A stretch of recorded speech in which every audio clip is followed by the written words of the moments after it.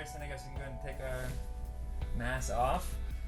So per the new CDC laws and regulations, as you enter a restaurant, we do have to wear the mask, but as soon as our guests are seated, we say go ahead and take those off. You just need to wear them when you're entering, exiting, and then using the restrooms.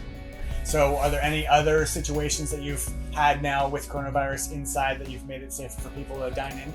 Yeah, absolutely. Our servers all wear masks the entire time. They also wear face shields, which is a new thing for the CDC. The masks do protect the other person. We've also added a lot of nice things, like we're doing single-use menus. We sanitize and clean all of our restrooms, a lot of areas of the restaurant very periodically. We've got some new systems in place and some people that are just doing cleaning. And we've also had these really nice dividers that you see that were provided by company Olsen Visual that kind of blend in the decor really well, but help us with that social distancing and creating barriers between our guests. That's great. It's great to hear that you guys have done so much to make sure that everything's on par and good and safe for everybody. Can you tell me a little bit about the Bettolino story and how you guys got started? So it's a story that started many years before me. Around the 50s, my wife's family, actually her great-grandfather, started the Giuliano's Deli and bakeries. And they still have one in Gardena, but her great-grandfather was Gaetano Giuliano. My wife's parents actually branched off a little over 25 years ago and started Gaetano's restaurant, kind of in pay respect to him. And that restaurant's been there for about a little over 25 years now. I guess it was probably about 10 years ago my wife and I came on. We're working over there, kind of fell in love with the team, the culture, the location that we were in the South Bay in Torrance, and then our guests. And so it was a great experience, really fun, and we had a great time. But we also wanted to, kind of put our own mark on the South Bay. And so that restaurant being there so long didn't really give us that freedom. A lot of red sauce and traditional lasagna and things. So about, I guess about 5 or 6 years ago, just over 5 years ago, we opened up Bettolino Kitchen. And that gave us the opportunity to do that rebranding and kind of make our own mark. And so we've changed everything. With regards to kind of how the food is, it's still Italian, but kind of more California Italian, I guess you could say. More seafood focused, being close to the beach here in Redondo.